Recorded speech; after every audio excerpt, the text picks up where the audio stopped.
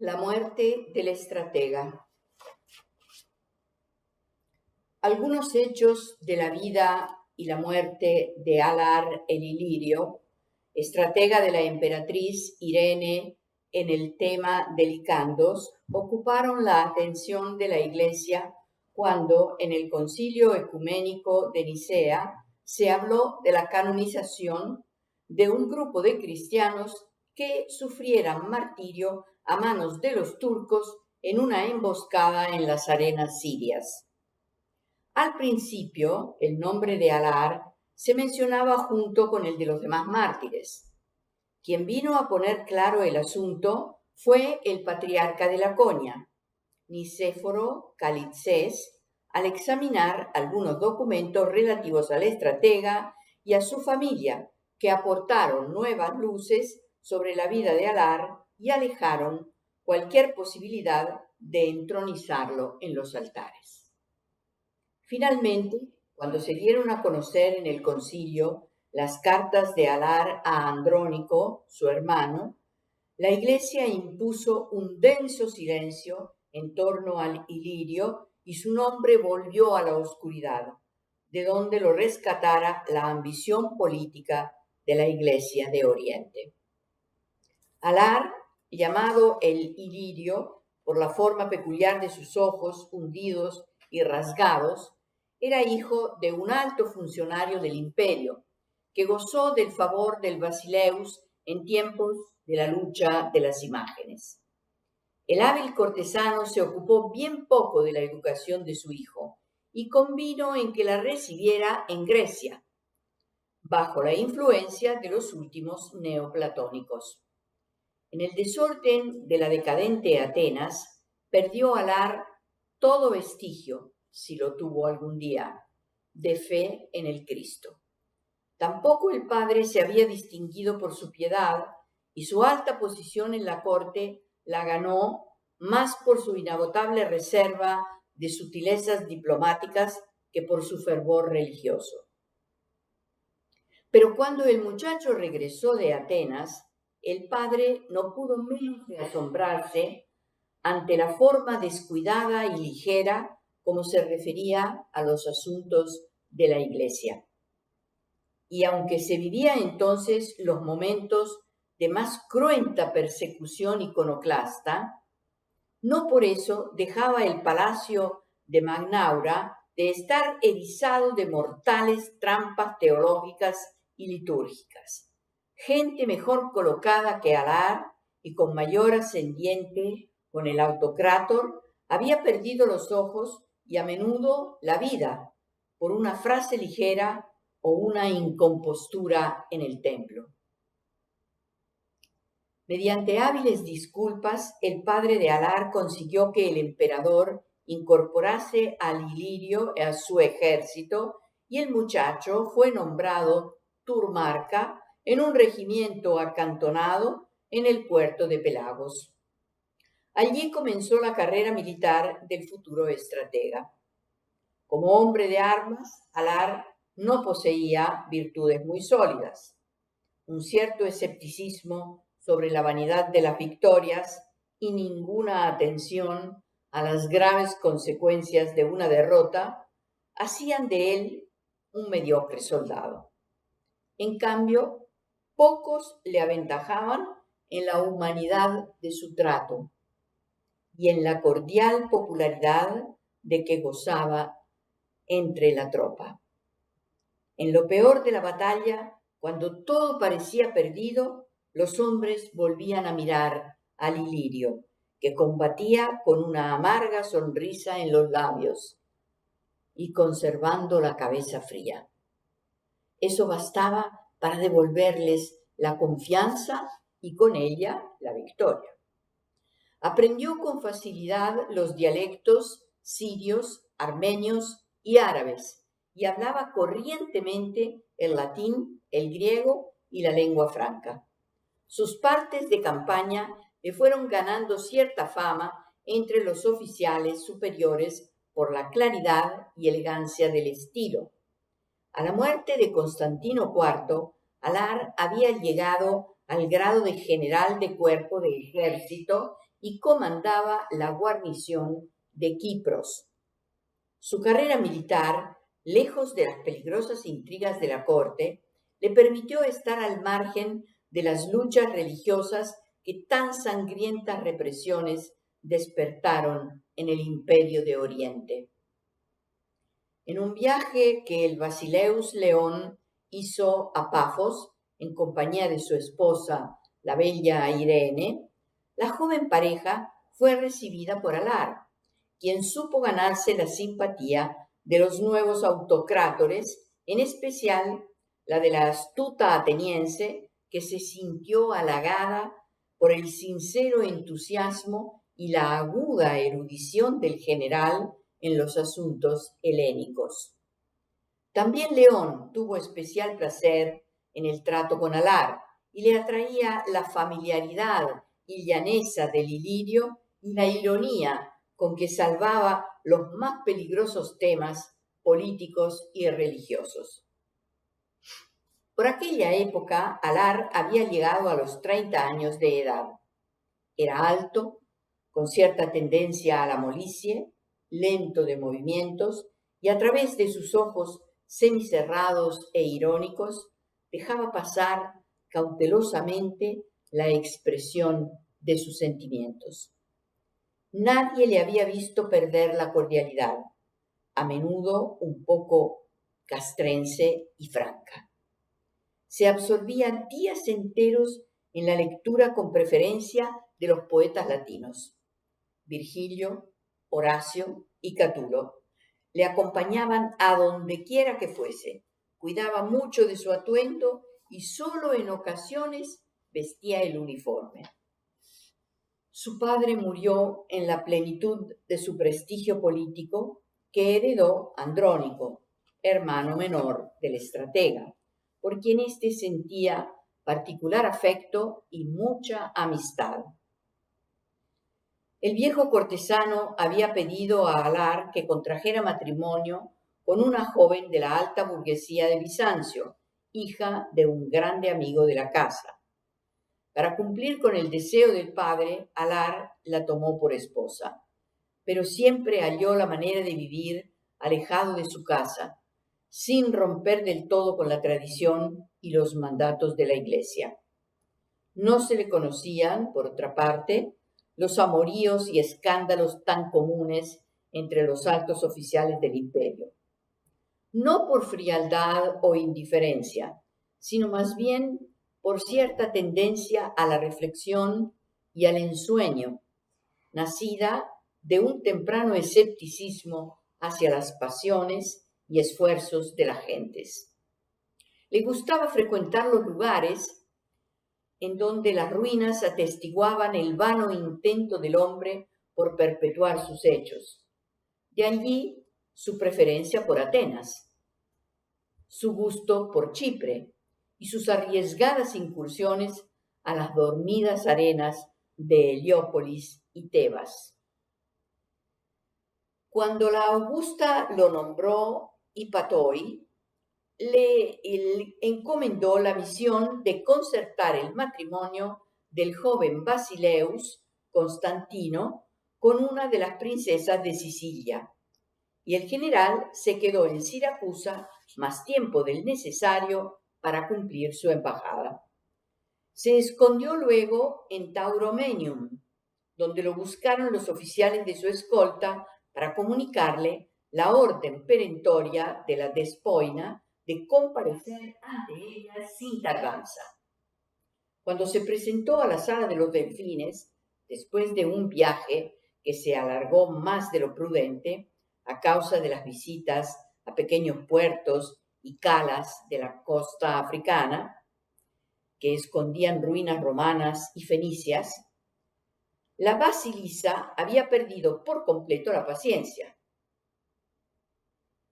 Usas el tiempo del César en forma que merece el más grave castigo, le increpó. ¿Qué explicación me puedes dar de tu demora? ¿Olvidaste acaso el motivo por el cual te enviamos a Sicilia? ¿Ignoras que eres un hipatoi del autocrátor?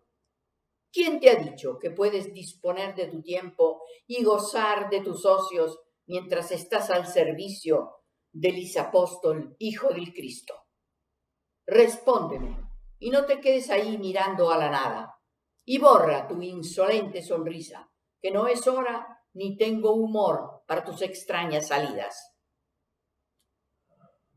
Señora, hija de los apóstoles, bendecida de la Teotocos, luz de los evangelios, contestó imperturbable el Ilirio. Me detuve buscando las huellas del divino Ulises, inquiriendo la verdad de sus astucias. Pero este tiempo ni fue perdido para el imperio, ni gastado contra la santa voluntad de vuestros planes. No convenía a la dignidad de vuestro hijo, el Porfirogeneta, un matrimonio a todas luces desigual. No me pareció, por otra parte, oportuno enviaros con un mensajero ni escribiros las razones por las que no quise negociar con los príncipes sicilianos. Su hija está prometida al heredero de la Casa de Aragón por un pacto secreto, y habían promulgado su interés en un matrimonio con vuestro hijo, con el único propósito de encarecer las condiciones del contrato. Así fue como ellos solos, ante mi evidente desinterés en tratar el asunto, descubrieron el juego. En cuanto a mi regreso, oh escogida del Cristo, estuvo, es cierto, entorpecido por algunas demoras en las cuales mi voluntad puso menos que el deseo de presentarme ante ti. Aunque no quedó Irene muy convencida de las especiosas razones del Ilirio, su enojo había ya cedido casi por completo. Como aviso para que no incurriera en nuevos errores, Alar fue asignado a Bulgaria con la misión de reclutar mercenarios. En la polvorienta guarnición de un país que le era especialmente antipático, Alar sufrió el primero de los varios cambios que iban a operarse en su carácter. Se volvió algo taciturno y perdió ese permanente buen humor que le valiera tantos y tan buenos amigos entre sus compañeros de armas y aún en la corte. No es que se le viera irritado, ni que hubiera perdido esa virtud muy suya de tratar a cada cual con la cariñosa familiaridad de quien conoce muy bien a las gentes. Pero a menudo se le veía ausente, con la mirada fija en un vacío del que parecía esperar ciertas respuestas a una angustia que comenzaba a trabajar su alma. Su atuendo se hizo más sencillo y su vida más austera. El cambio en un principio solo fue percibido por sus íntimos, y en el ejército y la corte siguió gozando del favor de quienes le profesaban amistad y admiración. En una carta del igumeno Andrés, grande amigo de Alar y conocedor avisado de las religiones orientales, dirigida a Andrónico con el objeto de informarle sobre la entrevista con su hermano, el venerable relata hechos y palabras del Ilirio que en mucho contribuyeron a echar por tierra el proyecto de canonización. Dice, entre otras cosas: encontré al general en Sarosgrado. Pagaba a los primeros mercenarios y se ocupaba de su entrenamiento. No lo hallé en la ciudad ni en los cuarteles.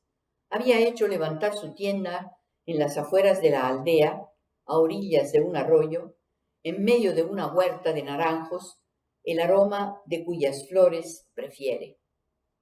Me recibió con la cordialidad de siempre, pero lo noté distraído y poco ausente. Algo en su mirada hizo que me sintiera en vaga forma culpable e inseguro. Me miró un rato en silencio, y cuando esperaba que preguntaría por ti y por los asuntos de la corte o por la gente de su casa, me inquirió de improviso: ¿cuál es el Dios que te arrastra por los templos, venerable? ¿Cuál? ¿Cuál de todos? No comprendo tu pregunta, le contesté. Y él, sin volver sobre el asunto, comenzó a proponerme, una tras otra, las más diversas y extrañas cuestiones sobre la religión de los persas y sobre la secta de los brahmanes. Al comienzo creí que estaba febril.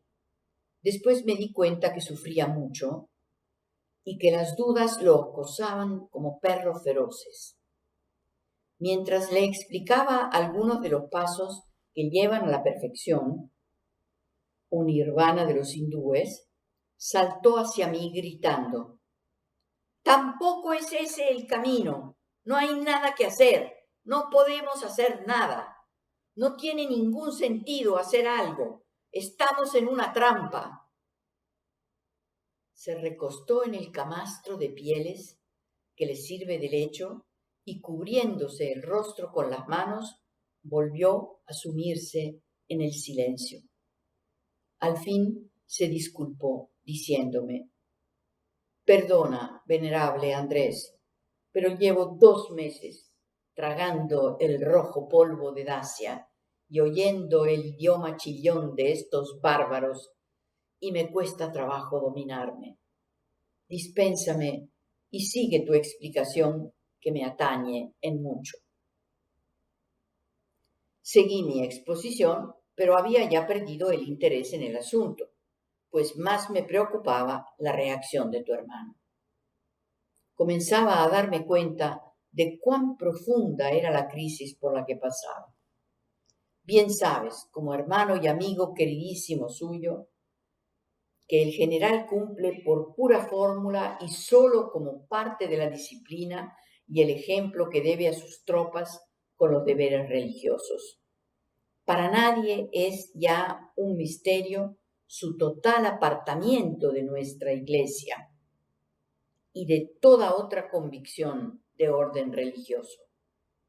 Como conozco muy bien su inteligencia y hemos hablado en muchas ocasiones sobre esto, no pretendo siquiera intentar su conversión. Temo, sí, que el venerable metropolitano Miguel Lacadianos, que tanta influencia ejerce ahora sobre nuestra muy amada Irene y que tan pocas simpatías ha demostrado siempre por vuestra familia, pueda enterarse en detalle de la situación del Ilirio y la haga valer en su contra ante la Basilisa. Esto te lo digo para que, teniéndolo en cuenta, obres en favor de tu hermano y mantengas vivo el afecto que siempre le ha sido dispensado. Y antes de pasar a otros asuntos ajenos al general, quiero relatarte el final de nuestra entrevista. Nos perdimos en un largo examen de ciertos aspectos comunes entre algunas herejías cristianas y las religiones del Oriente. Cuando parecía haber olvidado ya por completo su reciente sobresalto y habíamos derivado hacia el tema de los misterios de Eleusis, el general comenzó a hablar, más para sí que conmigo, dando rienda suelta a su apasionado interés por los helenos. Bien conoces su inagotable erudición sobre el tema. De pronto se interrumpió y, mirándome como si hubiera despertado de un sueño, me dijo, mientras acariciaba la máscara mortuoria que le enviaste, de Creta: «Ellos hallaron el camino. Al crear los dioses a su imagen y semejanza, dieron trascendencia a esa armonía interior, imperecedera y siempre presente, de la cual manan la verdad y la belleza. En ella creían ante todo y por ella y a ella sacrificaban y adoraban. Eso los ha hecho inmortales. Los helenos sobrevivirán a todas las razas, a todos los pueblos, porque del hombre mismo rescataron las fuerzas que vencen a la nada. Es todo lo que podemos hacer. No es poco, pero es casi imposible lograrlo ya, cuando oscuras levaduras de destrucción han penetrado muy hondo en nosotros.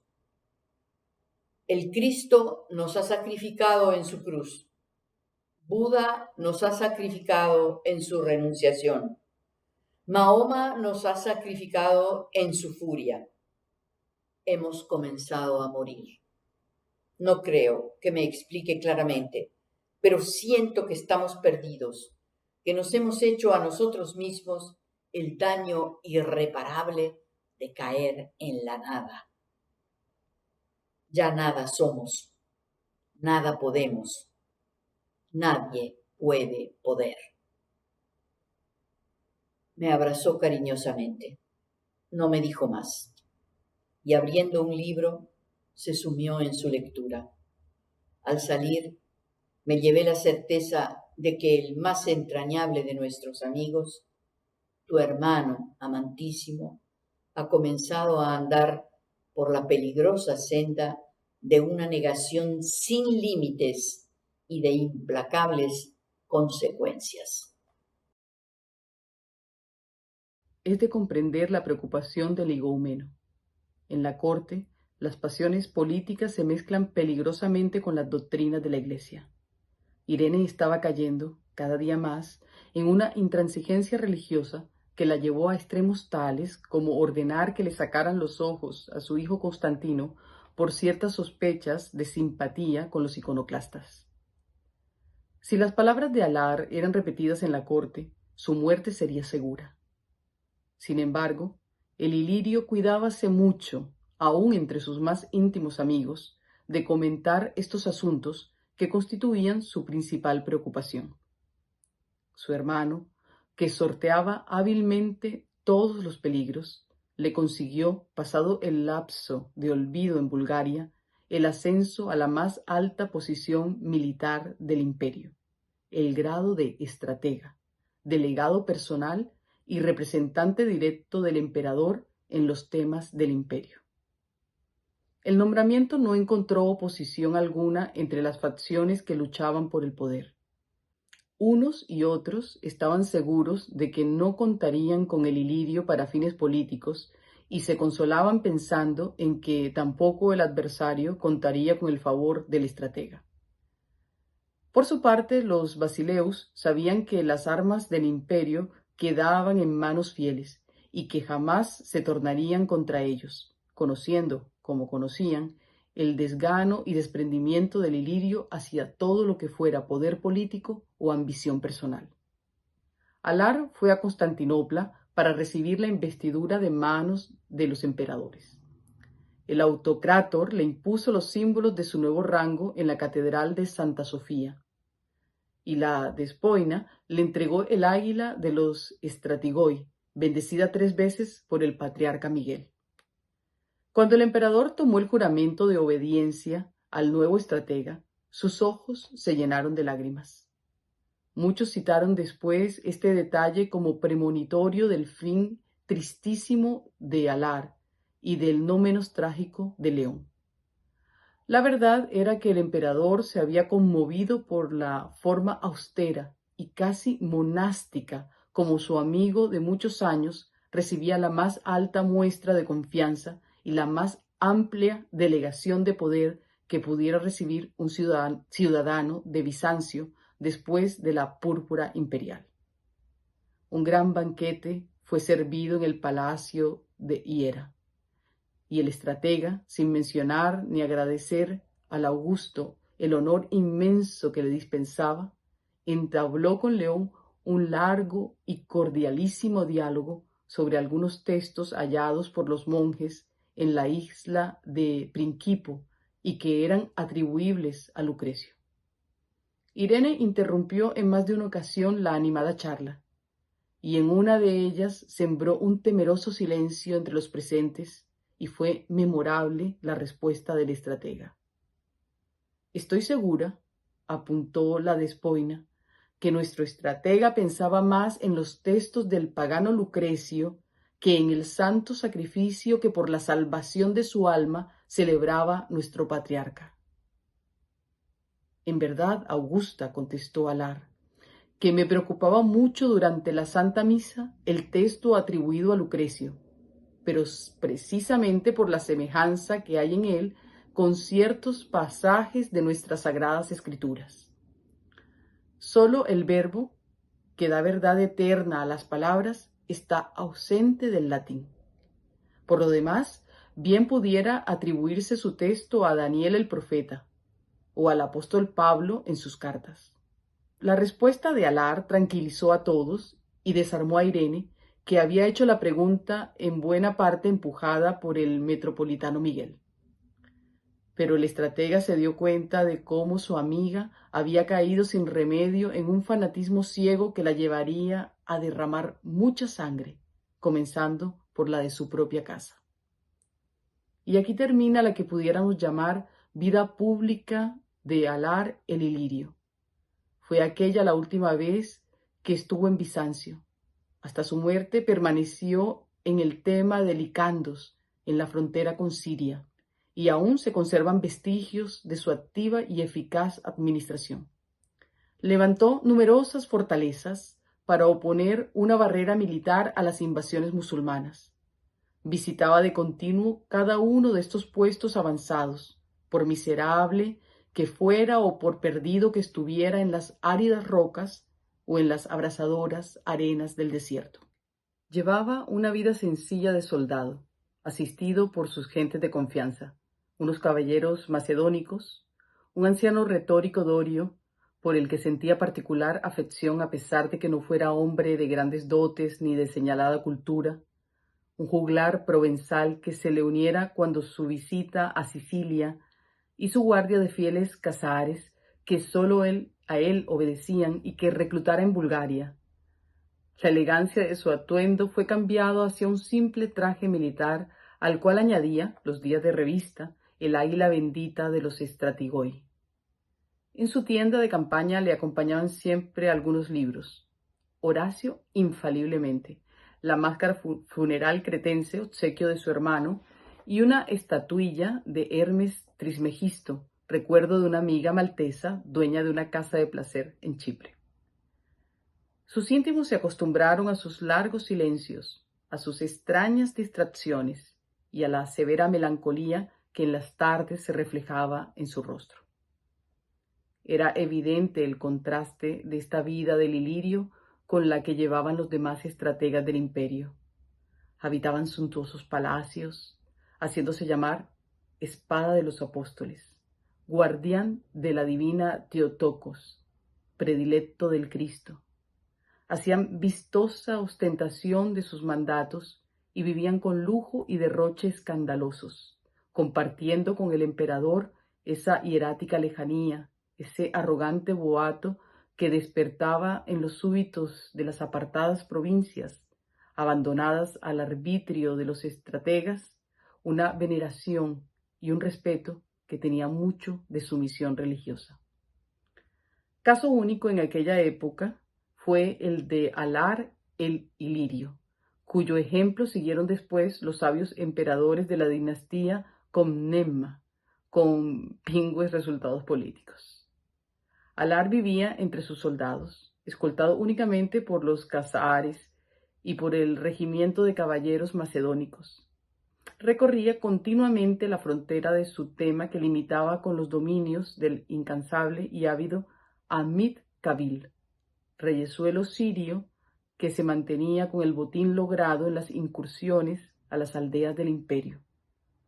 A veces se aliaba con los turcos en contra de Bizancio, y otras, estos lo abandonaban en neutral complicidad para firmar tratados de paz con el autócrator. El estratega aparecía de improviso en los puestos fortificados y se quedaba allí semanas enteras, revisando la marcha de las construcciones y comprobando la moral de las tropas. Se alojaba en los mismos cuarteles, donde le separaba una estrecha pieza aljambegada. Argirios, su ordenanza, le tendía un lecho de pieles que se acostumbró a usar entre los búlgaros. Allí administraba justicia, discutía con arquitectos y constructores y tomaba cuentas a los jefes de la plaza. Tal como había llegado, partía sin decir hacia dónde iba. De su gusto por las ruinas y de su interés por las bellas artes le quedaban algunos vestigios que salían a relucir cuando se trataba de escoger el adorno de un puente, la decoración de la fachada de una fortaleza o de rescatar tesoros de la antigua Grecia que habían caído en poder de los musulmanes. Más de una vez prefirió rescatar el torso de una Venus mutilada o la cabeza de una medusa a las reliquias de un santo patriarca de la Iglesia de Oriente.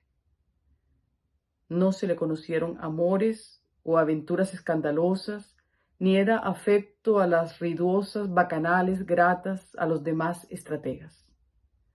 En los primeros tiempos de su mandato, solía llevar consigo una joven esclava de Gales que le servía con silenciosa ternura y discreta devoción.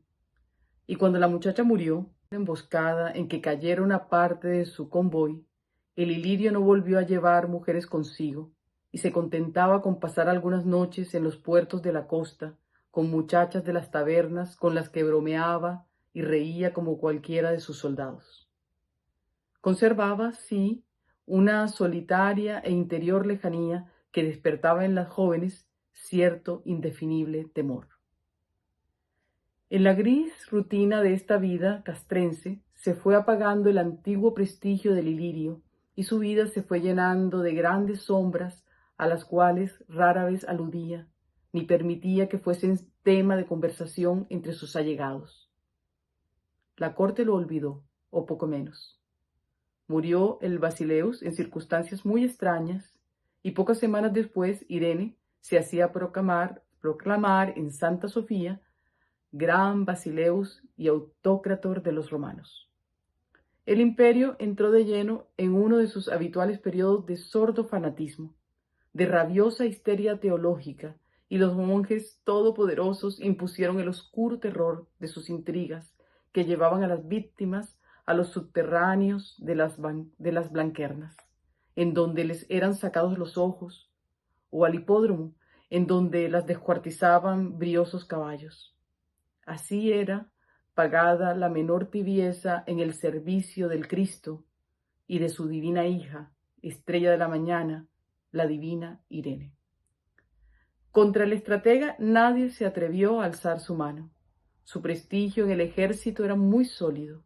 Su hermano había sido designado protosebasta y gran maestro de las escuelas, y la Augusta conocía la natural aversión del Ilirio a tomar partido y su escepticismo hacia los salvadores del imperio, que por entonces surgían cada instante. Y fue entonces cuando apareció Ana la cretense, y la vida de Alar cambió de nuevo por completo. Era esta la joven heredera de una rica familia de comerciantes de Cerdeña, los Alesi, establecida desde hacía varias generaciones en Constantinopla. Gozaban de la confianza y el favor de la emperatriz, a la que ayudaban a menudo con empréstitos considerables, respaldados por la recolección de los impuestos en los puertos bizantinos del Mediterráneo. La muchacha, junto a su hermano mayor, había caído en manos de los piratas berberiscos cuando regresaban de Cerdeña, en donde poseían vastas propiedades. Irene encomendó al Ilirio negociar el rescate de los Alesi con los delegados del emir, quien amparaba la piratería y cobraba participación en los saqueos. Pero antes de relatar el encuentro con Ana, es interesante saber cuál era el pensamiento, cuáles las certezas y dudas del estratega en el momento de conocer a la mujer que daría a sus últimos días una profunda y nueva felicidad y a su muerte una particular intención y sentido. Existe una carta de Alar a su hermano Andrónico, escrita 4 días antes de recibir la caravana de los Alesi. Después de comentar algunas nuevas sobre política exterior del imperio, le relatara a su hermano, dice el Ilirio. Y esto me lleva a confiar mi certeza en la nugacidad de ese peligroso compromiso de las mejores virtudes del hombre que es la política. Observa con cuánta razón nuestra Basilisa esgrime ahora argumentos para implantar un orden en Bizancio, razón que ella misma hace 10 años hubiera rechazado como atentatoria de las leyes del imperio y grave herejía. Y cuánta gente murió entre tanto por pensar como ella piensa hoy. Cuántos ciegos y mutilados por haber hecho pública una fe que hoy es la del Estado. El hombre, en su miserable confusión, levanta con la mente complicadas arquitecturas y cree que aplicándolas con rigor conseguirá poner orden al tumultuoso y caótico latido de su sangre. Nos hemos agarrado las manos en nuestra misma trampa y nada podemos hacer, ni nadie nos pide que hagamos nada. Cualquier resolución que tomemos irá siempre a perderse en el torrente de las aguas que vienen de sitios muy distantes y se reúnen en el gran desagüe de las alcantarillas para confundirse en la vasta extensión del océano. Podrás pensar que un amargo escepticismo me impide gozar del mundo que gratuitamente nos ha sido dado. No es así, hermano queridísimo. Una gran tranquilidad me visita, y cada episodio de mi rutina de gobernante y soldado se me ofrece con una luz nueva y reveladora de insospechadas fuentes de vida. No busco detrás de cada cosa significados remotos o improbables. Trato más bien de rescatar de ella esa presencia que me da la razón de cada día. Como ya sé con certeza total que cualquier comunicación que intentes con el hombre es vana y por completo inútil, que sólo a través de los oscuros caminos de la sangre y de cierta armonía que pervive a todas las formas y dura sobre civilizaciones e imperios podemos salvarnos de la nada, vivo entonces sin engañarme y sin pretender que otros lo hagan por mí ni para mí. Mis soldados me obedecen porque saben que tengo más experiencia que ellos en ese trato diario con la muerte que es la guerra. Mis súbditos aceptan mis fallos porque saben que no los inspira una ley escrita, sino lo que mi natural amor por ellos trata de entender. No tengo ambición alguna, y unos pocos libros, la compañía de los macedónicos, las sutilezas del Dorio, los cantos de Alcén el Provenzal y el tibio lecho de una hetaria del Líbano colma todas mis esperanzas y propósitos. No estoy en el camino de nadie, ni nadie se atraviesa en el mío. Mato en la batalla sin piedad, pero sin furia. Mato porque quiero que dure lo más posible nuestro imperio, antes de que los bárbaros lo inunden con su jerga destemplada y su rabioso profeta. Soy un griego o un romano de Oriente, como quieras, y sé que los bárbaros, así sean latinos, germanos o árabes, vengan de Kiev, de Lutecia, de Bagdad o de Roma, terminarán por borrar nuestro nombre y nuestra raza. Hemos perdido el camino hace muchos siglos y nos hemos entregado al Cristo sediento de sangre, cuyo sacrificio pesa con injusticia sobre el corazón del hombre y lo hace suspicaz, infeliz y mentiroso. Hemos tapiado todas las salidas y nos engañamos como las fieras se engañan en la oscuridad de las jaulas del circo, creyendo que afuera les espera la selva que añoran dolorosamente. Lo que me cuentas del embajador del Sacro Imperio Romano me parece ejemplo que ajusta a mis razones y debieras, como logoteta que eres del imperio, hacerle ver lo oscuro de sus propósitos y el error de sus ideas. Pero esto sería tanto como... Estoy en el camino de nadie, ni nadie se atraviesa en el mío. Mato en la batalla sin piedad, pero sin furia. Mato porque quiero que dure lo más posible nuestro imperio antes de que los bárbaros lo inunden con su jerga destemplada y su rabioso profeta. Soy un griego o un romano de Oriente, como quieras.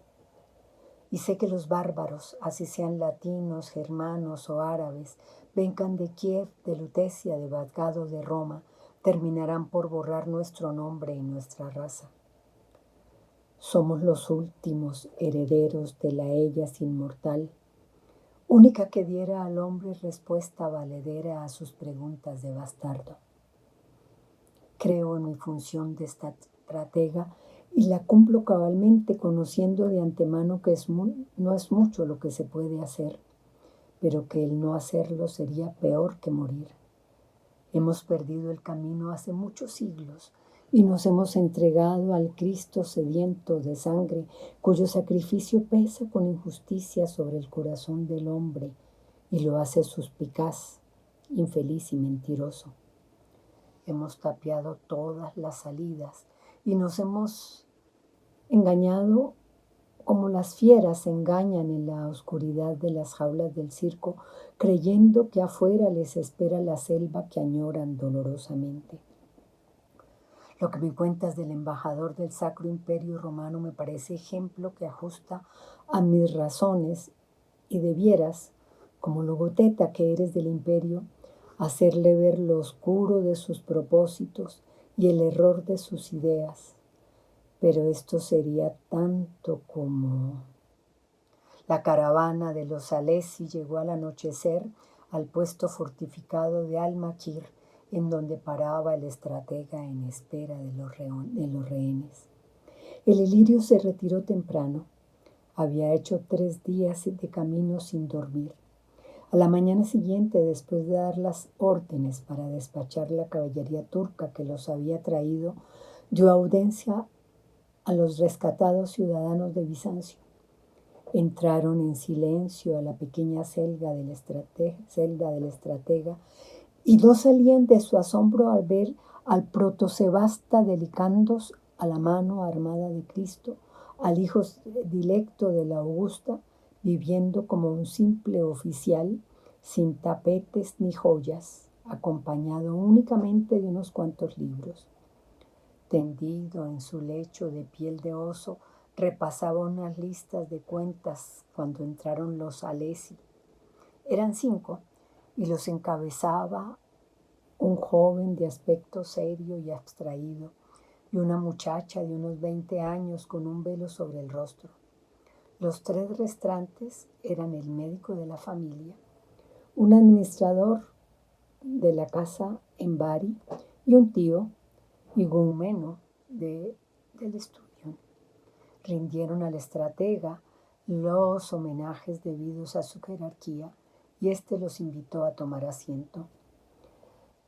Leyó la lista de los visitantes en voz alta y cada uno de ellos contestó con la fórmula de costumbre: griego por la gracia de Cristo y su sangre redentora, siervo de vuestra divina Augusta. La muchacha fue la última en responder y para hacerlo se quitó el velo de la cara. No reparó en ella Alar en el primer momento y solo le llamó la atención la reposada seriedad de su voz, que no correspondía con su edad. Les hizo algunas preguntas de cortesía, averiguó por el viaje y al igumeno le habló largo rato sobre el amigo Andrés, a quien aquel conocía superficialmente. A las preguntas que Alar hiciera a la muchacha, ella contestó con detalles que indicaban una clara inteligencia y un agudo sentido crítico. El estratega se fue interesando en la charla y la audiencia se prolongó por varias horas. Siguiendo alguna observación del hermano sobre el esplendor de la corte del emir, la muchacha preguntó al estratega: «Si has renunciado al lujo que impone tu cargo, debemos pensar que eres hombre de profunda religiosidad, pues llevas una vida al parecer monacal». Alar se la quedó mirando y las palabras de la pregunta se le escapaban a medida que le dominaba el asombro ante cierta secreta armonía de sabor muy antiguo que se descubría en los rasgos de la joven. Algo que estaba también en la máscara cretense, mezclado con cierta impresión de salud ultraterrena que da esa permanencia a través de los siglos, de la interrelación de ojos y boca, nariz y frente, y la plenitud de formas propias de ciertos pueblos del Levante. Una sonrisa de la muchacha le trajo de nuevo al presente y contestó: conviene más a mi carácter que a mis convicciones religiosas este género de vida. Por mi parte, lamento no poder ofrecerles mejor alojamiento. Y así como Alar conoció a Ana Alessi, a la que llamó después la Cretencia y a quien amó hasta su último día y guardó a su lado durante los postreros años de su gobierno en Licandos, el estratega halló razones para ir demorando el viaje de los Alessi y después, pretextando la inseguridad de las costas, dejó a Ana consigo y envió a los demás por tierra, viaje que hubiera resultado en extremo penoso para la joven. Ana aceptó, gustosa la medida, pues ya sentía hacia el Ilirio el amor y la profunda lealtad que le guardara toda la vida. Al llegar a Bizancio, el joven Alessi se quejó ante la emperatriz por la conducta de Alar.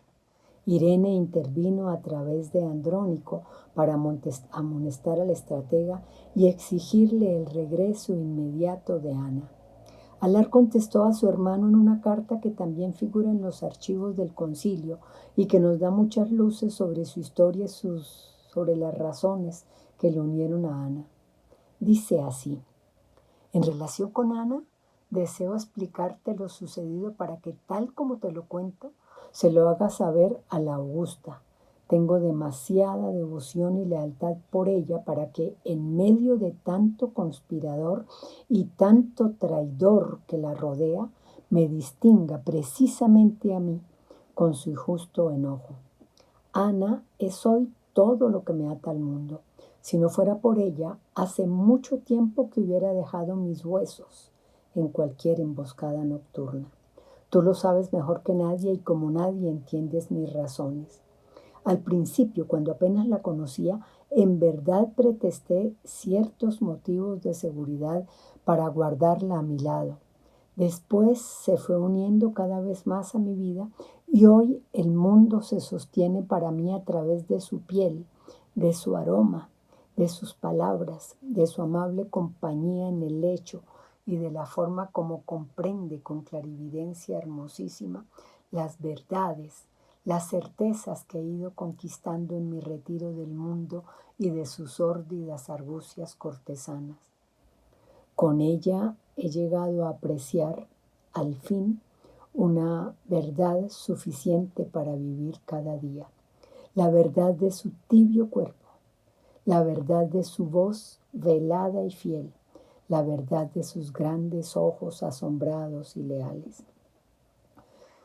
Como esto es muy parecido al razonamiento de un adolescente enamorado, es probable que en la corte no lo entiendan, pero yo sé que la Augusta sabrá cuál es el particular sentido de mi conducta.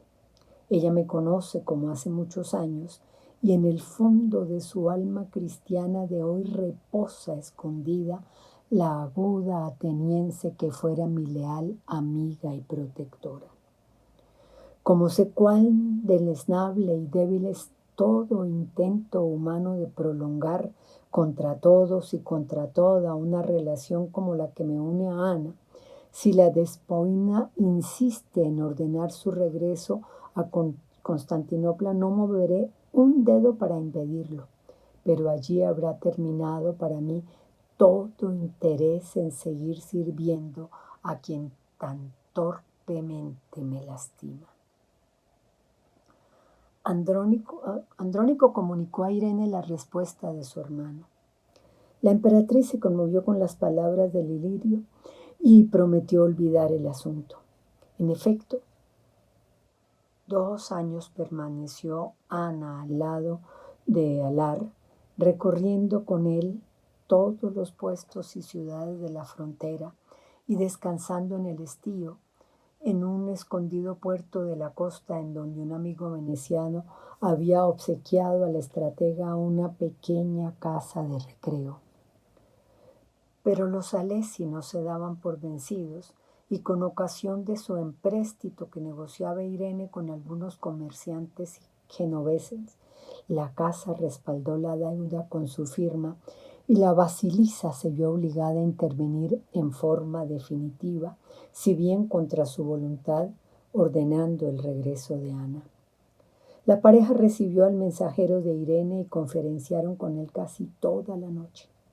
Al día siguiente, Ana la cretense se embarcaba para Constantinopla y Alar volvía a la capital de su provincia. Quienes estaban presentes no pudieron menos de sorprenderse ante la serenidad con que se dijeron adiós.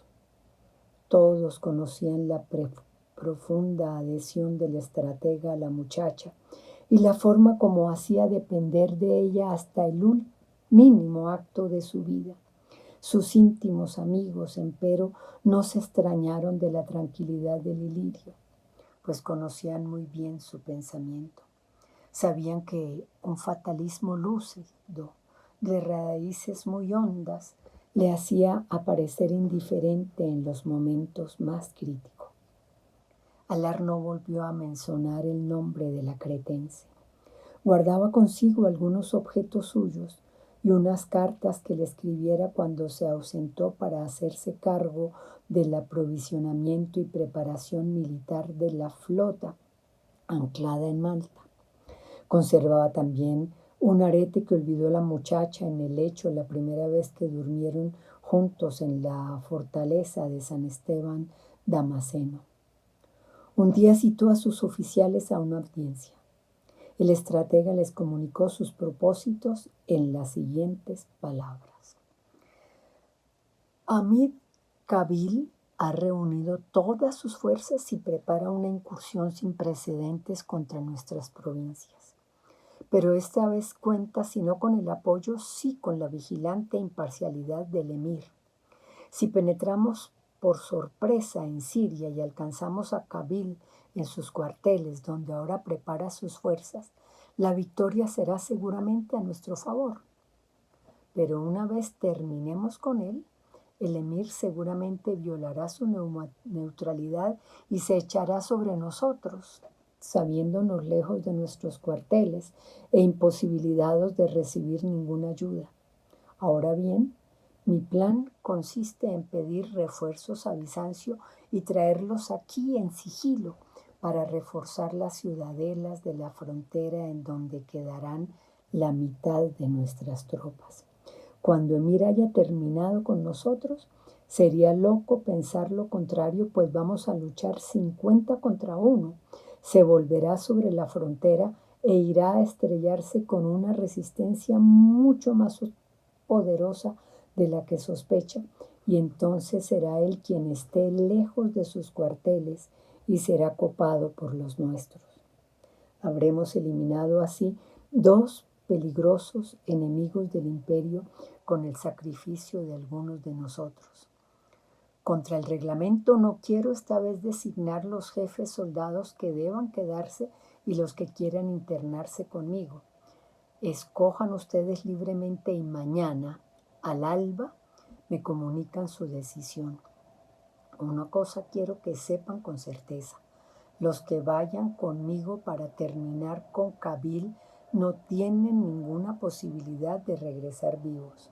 El emir espera cualquier descuido nuestro para atacarnos y esta será para él una ocasión única que aprovechará sin cuartel. Los que se queden para unirse a los refuerzos que hemos pedido a nuestra despoina formarán a la izquierda del patio de armas y los que hayan decidido acompañarme lo harán a la derecha. Es todo. Se dice que era tal la adhesión que sus gentes tenían por Alar que los oficiales optaron por sortear entre ellos el quedarse o partir con el estratega porque ninguno quería abandonarlo. A la mañana siguiente, Alar pasó revista a su ejército, arengó a los que se quedaban para defender la frontera del imperio y sus palabras fueron recibidas con lágrimas por muchos de ellos. A quienes se le unieron para internarse en el desierto, les ordenó congregar las tropas en un lugar de la Siria mardaíta. 2 semanas después se reunieron allí cerca de 40.000 soldados que al mando personal de Ilirio penetraron en las áridas montañas de Asia Menor. La campaña de Alar está descrita con escrupuloso detalle en las relaciones militares de Alesio Comneno, documento inapreciable para conocer la vida militar de aquella época y penetrar en las causas que hicieron posible, siglos más tarde, la destrucción del imperio por los turcos. Alar no se había equivocado. Una vez derrotado el escurridizo Amid Kabil, con muy pocas bajas en las filas griegas, regresó hacia su tema a marchas forzadas. En la mitad del camino, su columna fue sorprendida por una avalancha de jenízaros e infantería turca que se le pegó a los talones sin soltar la presa. Había dividido sus tropas en 3 grupos que avanzaban en abanico hacia lugares diferentes del territorio bizantino con el fin de impedir la total aniquilación del ejército que había penetrado en Siria.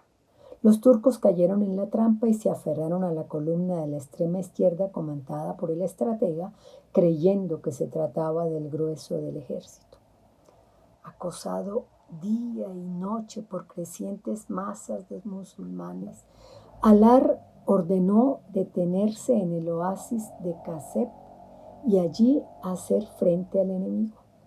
Formaron un cuadro según la tradición bizantina y comenzó el asedio por parte de los turcos, mientras las otras 2 columnas volvían intactas al imperio e iban a unirse a los defensores de los puestos avanzados. Las gentes de Alar iban siendo copadas por las flechas musulmanas. Al 4.º día de sitio, Alar resolvió intentar una salida nocturna y por la mañana atacar a los sitiadores desde la retaguardia. Había la oportunidad de ahuyentarlos, haciéndoles creer que se trataba de refuerzos enviados de Licandos. Reunió a los macedónicos y a 2 regimientos de búlgaros y les propuso la salida. Todos aceptaron serenamente y a medianoche se escurrieron por las frescas arenas que se extendían hacia el horizonte. Sin alertar a los turcos, cruzaron sus líneas y fueron a esconderse en una hondonada en espera del alba. Por desgracia para los griegos, a la mañana siguiente todo el grueso de las tropas del emir llegaba al lugar del combate. Al primer claror de la mañana, una lluvia de flechas les anunció su fin. Una vasta marea de infantes y jenízaros se extendía por todas partes, rodeando la hondonada. No tenían siquiera la posibilidad de luchar cuerpo a cuerpo con los turcos. Tal era la barrera impenetrable que formaban las flechas disparadas por estos. Los macedónicos atacaron enloquecidos y fueron aniquilados en pocos minutos por las cimitarras de los jenízaros. Unos cuantos húngaros y la guardia personal del estratega rodearon a Alar, que miraba impasible la carnicería. La primera flecha le atravesó la espalda y le salió por el pecho a la altura de las últimas costillas. Antes de perder por completo sus fuerzas, apuntó a un mástil que desde su caballo se divertía en matar búlgaros con su arco y le lanzó la espada pasándolo de parte a parte. Un segundo flechazo le atravesó la garganta. Comenzó a perder sangre rápidamente y envolviéndose en su capa se dejó caer al suelo con una vaga sonrisa en el rostro. Los fanáticos búlgaros cantaban himnos religiosos y salmos de alabanza a Cristo con esa fe ciega y ferviente de los recién convertidos. Por entre las monótonas voces de los mártires comenzó a llegarle la muerte al estratega. Una gozosa confirmación de sus razones le vino de repente. En verdad, con el nacimiento caemos en una trampa sin salida. Todo esfuerzo de la razón, la especiosa red de las religiones, la débil y perecedera fe del hombre en potencias que le son ajenas o que él inventa, el torpe avance de la historia, las convicciones políticas, los sistemas de griegos y romanos para conducir el Estado, todo le pareció un necio juego de niños. Y ante el vacío que avanzaba hacia él, a medida que su sangre se escapaba, buscó una razón para haber vivido, algo que le hiciera valedera la serena aceptación de su nada, y de pronto, como un golpe de sangre más que le subiera, el recuerdo de Ana la cretense le fue llenando de sentido toda la historia de su vida sobre la tierra. El delicado tejido azul de las venas en sus blancos pechos, un abrirse de las pupilas con asombro y ternura, un suave ceñirse a su piel para velar su sueño, las dos respiraciones jadeando entre tantas noches como un mar palpitando eternamente, sus manos seguras, blancas, sus dedos firmes y sus uñas en forma de almendra, su manera de escucharle, su andar, el recuerdo de cada palabra suya, se alzaron para decirle al estratega que su vida no había sido en vano, que nada podemos pedir a no ser la secreta armonía que nos une pasajeramente a ese gran misterio de los otros seres y nos permite andar acompañados una parte del camino. La armonía perdurable de su cuerpo y a través de ella el solitario grito de otro ser que ha buscado comunicarse con quien ama y lo ha logrado, así sea imperfecta y vagamente, le bastaron para entrar en la muerte con una gran dicha que se confundía con la sangre manando a borbotones. Un último flechazo lo clavó en la tierra, atravesándole el corazón. Para entonces ya era presa de esa desordenada alegría tan esquiva de quien se sabe dueño del ilusorio vacío de la muerte.